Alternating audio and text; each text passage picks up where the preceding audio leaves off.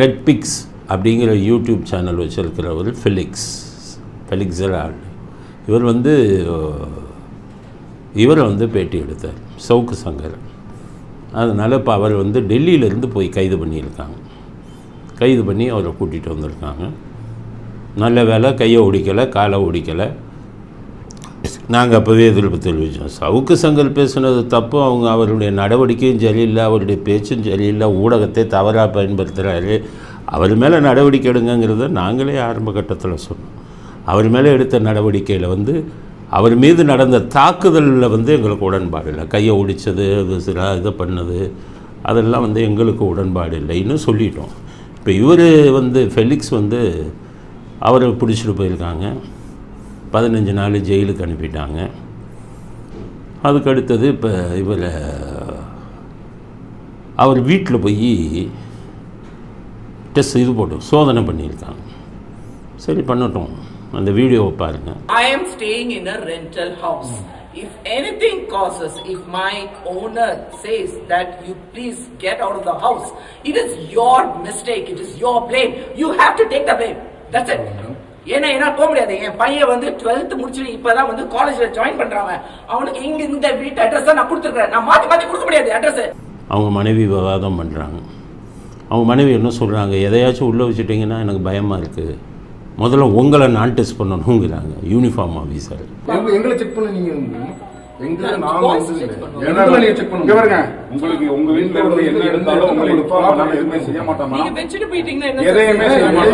உங்களை டெஸ்ட் பண்ணணும். எதையாச்சும் பாக்கெட்டில் கொண்டாந்து உள்ளே வச்சுட்டு உள்ளே இருந்தோன்னு சொன்னால் எங்கள் குடும்பமே கெட்டு போயிடும். நாங்கள் வாடகை வீட்டில் இருக்கோம், வீட்டுக்காரவங்க எங்களுக்கு தொந்தரவு கொடுத்துருவாங்க அப்படின்னு சொல்லி அவர் தரப்பு நியாயத்தை சொல்கிறார். அதில் பார்த்தீங்கன்னா இதில் வந்து காவல்துறை அதிகாரிகள் கண்ணியமாக நடந்துக்கிறாங்க. ரைட்டு, பரவாயில்ல, உங்களுக்கு வீடியோலாம் பதிவாகும் அப்படின்னு சொல்லி கண்ணியமாக நடத்துகிறாங்க. இதெல்லாம் வந்து மனிதாபிமானத்தோடு நடந்துக்கங்க காவல்துறை, அவரெல்லாம் காரியம் பண்ண சொல்லாதீங்க அப்படிங்கிற விஷயத்தை முதல்ல பதிவு பண்ண விரும்புகிறேன். அதுக்கடுத்தது முக்கியமான விஷயம் என்னன்னு கேட்டிங்கன்னா, இந்த யூடியூப்பை எப்படியாச்சும் காலி பண்ணணும்னு சொல்லி அரசாங்கம், ஸ்டாலினை சொல்லிடுறேன், ஸ்டாலின் வந்து ஒரு ஜனநாயகவாதி, அவர் எவ்வளோ திட்டினாலும் கண்டுக்க மாட்டார். ஆனால் காவல்துறை இப்போ இவருக்கு அவர் சார்பாக இருந்து யூடியூப்பெல்லாம் ஒழித்து விட வேண்டும்ங்கிறத வந்து செய்து கொண்டிருக்கிறார்களோங்கிற சந்தேகம் எனக்கு வந்துருச்சு. எப்படின்னு கேட்டிங்கன்னா எல்லாம் ஒரே மாதிரி பேசுகிறாங்க யூடியூப்பில் நடவடிக்கை. ஏன்னு கேட்டிங்கன்னா இன்றைக்கி பத்திரிக்கை, டிவி எல்லாம் விலை போயிட்டாங்க. பெய்டு நியூஸ், பணம் கொடுத்தீங்கன்னா நியூஸ் போடுவாங்க. பத்திரிக்கை தர்மமே போயிடுச்சு. யூடியூப்பில் தான் பல விஷயங்கள் வெளியில் வருது. அரசியல்வாதி, இவங்க இப்போது காவல்துறை அதிகாரி, இவங்கெல்லாம் என்ன நினைக்கிறாங்க, நம்மளை பற்றி இந்த யூடியூப்பில் தான் வருது, நம்ம செய்யும் தவறுகள் எல்லாம். நீதித்துறையில் 1-2 நீதிபதிகள் தான் அப்படி இருக்காங்க. பெரும்பாலான நீதிபதிகள் கருத்து சுதந்திரத்தை ஆதரிப்பவர்கள். எனக்கு ஹைகோர்ட்டில் இருக்கக்கூடிய பெரும்பாலான நீதிபதிகள் தெரியும். கருத்து சுதந்திரத்தை ஆதரிக்கும் உயர்ந்த எண்ணம் கொண்ட நீதிபதிகள் தான் இருக்காங்க. ஒரு சில பேர் தப்பு பண்ணுறவங்க நம்ம இதாகிடக்கூடாது, யூடியூப்பை ஒழிச்சுடணும்னு நினைக்கிறாங்க. அது நடக்காது. ஒரு ஜனநாயக நாட்டில் அது நடக்காது. என்ன சொல்கிறேன்னா, அவங்களுக்கெல்லாம் அரசியல்வாதிகள், காவல்துறையினர், ஒரு சில நீதிபதிகள், அவங்களுக்கு நான் ஒன்று சொல்கிறேன், உங்களை விட சமூக அக்கறை அதிகம் கொண்டவர்கள் யூடியூப் நிர்வாகத்தினர். அமெரிக்காவில் இருக்கான். அவ்வளவு சமூகத்தின் மேல் அக்கறை கொண்டவர்கள்.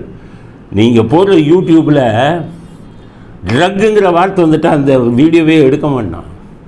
போதைங்கிற வார்த்தை வந்தாலே எடுக்க மாட்டான். சைல்டுங்கிற வார்த்தை, குழந்தைங்கிற வார்த்தை வந்துட்டு அந்த வீடியோவை ஸ்டாப் பண்ணிடுவான். அது டெரரிஸ்ட் அப்படிங்கிற வார்த்தை வந்து அதை ஸ்டாப் பண்ணிடுவான். செக்ஷுவல் அப்படின்னாலே ஸ்டாப் பண்ணிடுவான். யூடியூப்பு உங்களை விட பல மடங்கு மனிதாபிமானம் உள்ளவர்கள். அவங்களே வந்து சமூகத்துக்கு எதிரான விஷயத்தை கட் பண்ணிடுவாங்க. இன்றைக்கி யூடியூப்பை படுத்தணும்னு சில அதிகாரிகள் படையெடுத்து வரீங்களே. இந்த அரசியல்வாதிகள் யூடியூப்பை எவ்வளவு கேவலமாக பயன்படுத்திக்கிட்டு இருக்காங்க தெரியுமா? சோஷியல் வெப்சைட்டை, சமூக வலைதளங்களை தெரியுமா? அவங்கள போய் ஏதாச்சும் பண்ண முடியுமா உங்களால்? இன்றைக்கி DMK IT team, BJP IT team, ADMK IT டீம்னு வச்சுட்டு இந்த 3 அரசியல் கட்சிகளை எவ்வளோ பொய்யான வீடியோவை போடுறாங்க, எவ்வளவு இல்லாத விஷயத்தை போடுறாங்க, அவ்வளோ போடுறாங்களே. அவங்க மேலே நடவடிக்கை எடுக்கிறதுக்கு துப்பு இருக்கா யாருக்காவது? அதனால் யூடியூப்புங்கிறது நல்ல பிளாட்ஃபார்ம், எவ்வளோ நல்ல விஷயங்கள் அதில் வரும். யூடியூப்பை அழிக்கணும்னு நினைக்கிறதெல்லாம் உங்களால் முடியாது. நீங்கள்லாம் இந்தியாவில் ஒரு சின்ன ஸ்டேட்டில் இருக்குது. இது இந்தியாவில் உலக லெவலில் வந்து இப்போ போய்கிட்டு இருக்குது. அது தவறு இருந்தால் அவர்களே அழிப்பாங்க. டேர்ம்ஸ் அண்ட் கண்டிஷன்னு போட்டு கையெழுத்து வாங்குகிறாங்க. ஒரு யூடியூப் சேனலை ஆரம்பிக்கிறதுக்கு முன்னாடி டேர்ம்ஸ் அண்ட் கண்டிஷன் அதில் சொல்கிறாங்க, இதெல்லாம் நீங்கள் வயலேட் பண்ணக்கூடாது, இதெல்லாம் பண்ணக்கூடாது. உங்களை விட 1000 மடங்கு சமூக அக்கறை கொண்டோம். உங்களுக்கு என்னென்னா அரசியல் ரீதியாக நம்ம செய்கிற தப்புகள்லாம் வெளில வரக்கூடாது. எல்லா அதிகாரிகள் எல்லாத்தையும் தான் சொல்கிறாங்க, அரசியல்வாதிகள் எல்லாத்துக்கும். ஸோ எல்லாம் சேர்ந்து யூடியூப் எப்படியாச்சும் ஒழிக்கலாமான்னு பார்க்குறேன். ஸ்டாலினுக்கு சொல்கிறேன், உங்களுக்கு மற்ற விஷயத்தில் கெட்ட பேர் இருக்கலாம், நீங்கள் ஒரு ஜனநாயகவாதி. அதிகாரிகள் கையில் அதிகாரத்தை கொடுக்காதீங்க, உங்கள் பேரை கெடுத்துருவாங்க. ஏதோ சவுக்கு சங்கர் தப்பானவர், அவர் பேசினது தப்பு, செய்தது தப்பு, ஒரு காவல்துறை உயர் அதிகாரியை இதாக பேசினது தப்பு, பெண் போலீஸை தப்பாக பேசினது தப்பு. அதற்கு அவருக்கு தண்டனை கிடைக்கணும். வழக்கு பதிவு செஞ்சீங்க, கூண்டாஸில் போட்டீங்க, ரைட்டு. 3 ஃப்ராக்சர் அளவுக்கு உடைச்சது தப்பு. அதுக்கு எங்கள் கடும் எதிர்ப்பு. ஒரு கடும் குற்றவாளியாக இருந்தாலும் நாங்கள் எதிர்ப்பு தெரிவிக்கத்தான் செய்வோம். இன்றைக்கி ஃபெலிக்ஸை வந்து நீங்கள் போகிறீங்க, ஒரு வீடை காலி பண்ண சொல்கிறது, ஆஃபீஸை காலி பண்ணுறதெல்லாம் சொன்னீங்கன்னா அவருக்கு ஆதரவாக நாங்கள் களமிறங்குவோம். நேதாஜி மக்கள் கட்சி தலைவருங்கிற முறையில் நான் களமிறங்குவேன். எல்லாம் நினச்சிக்கிட்டு இருப்பீங்க லெட்டர் பேடு கட்சின்னு. அது காவல்துறை அதிகாரிகள்லாம் எங்களுக்கு உள்ளுக்குள்ளே என்னென்ன ஆதரவு இருக்குது, எங்கெங்கே தொண்டர்கள் இருக்காங்கங்கிறதெல்லாம் உங்களுக்கு தெரியாது. ஒரு அரசியல் கட்சியாக நாங்கள் மிக கடுமையான விஷயங்களை மனித உரிமைக்கு எதிராக நீங்கள் செயல்பட்டால் பண்ணுவோம். இப்போ யூடியூபுக்கு ஆபத்து வந்துருச்சு. அதிகாரிகள் தான் மெயின். எப்படின்னு கேட்டிங்கன்னா, சவுக்கு சங்கரை விட்டுருங்க.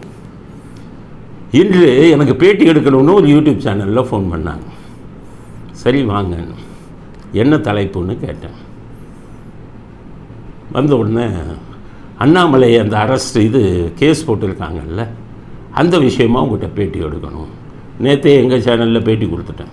தாராளமாக வாங்க, சட்டம் சம்மந்தப்பட்ட விஷயம், அதனால் இப்போ பேட்டி கொடுக்குறேன். வந்தாங்க, நான் ரூமில் இருந்தேன், வெளியில் ரிசப்ஷனில் உட்காந்துருந்தாங்க. எங்கள் ஆஃபீஸ் எல்லாமே கேமரா, ஆட்டோமேட்டிக் கேமரா எல்லாமே இதாயிரும். அவங்க அங்கே உட்காந்துருக்கும்போது உங்களுக்கு ஒரு ஃபோன் வருது. ஏன் ரூமுக்கு வரும்போது, சார் அண்ணாமலை பேட்டி வேணாம். ஏன் வேணாம் அப்படின்னு பயமுறுத்துனாங்க சார். இப்போ தான் ஃபோன் வந்தது அப்படின்னு. யார் பயமுறுத்துனான்னு கேட்டேன். வேணாம் சார், அவர்கிட்ட பேட்டி எடுக்காதீங்கன்னு சொல்கிறாங்க சார் அப்படிங்க. நான் சொன்னேன், சரி உங்களுக்கு பயமாக இருந்தால் விட்டுருங்க, நான் ஏன் இதில் நேற்றே கொடுத்துட்டேன் அப்படின்னு. சவுக்கு சங்கர் இதுவாகவும் எடுக்கலாம்னு வந்தோம், பயமுறுத்துறாங்க அப்படின்னாங்க. சரி, உங்களுக்கு பிரச்சனை வந்தால் வேணான்னு அனுப்பிட்டேன். உடனடியாக நான் முடிவெடுத்தேன், யூடியூப்பை காப்பாற்ற வேண்டிய கடமை நமக்கு இருக்குது. எதிரிகள் யார்? அதிகாரிகள், ஒரு சில நீதிபதிகள், அரசியல்வாதிகள் எல்லாம் கூட்டாக சேர்ந்து இந்த யூடியூப்பை ஒழிக்கணும்னு பார்க்குறாங்க. அதனால் தமிழ்நாடு யூடியூபர்ஸ் அசோசியேஷன்னு என் தலைமையில் ஒரு இதை ஆரம்பிச்சிட்டேன்.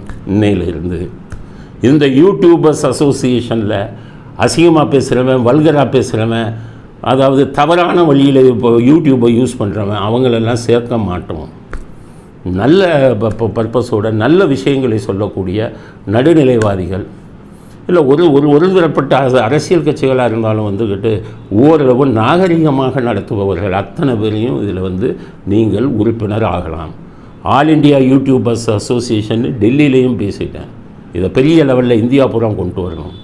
யூடியூபர்களுக்கு, நல்ல விஷயங்களை சொல்லும் யூடியூபர்களுக்கு தவறான விஷயத்தை அதிகாரிகளோ அரசியல்வாதிகளோ வேறு யாருமே செய்தால் அகில இந்திய லெவலில் அவர்கள் மீது நடவடிக்கை எடுக்கும் கடமையை எங்களது யூடியூபர்ஸ், தமிழ்நாடு யூடியூபர்ஸ் அசோசியேஷன் செய்யும்.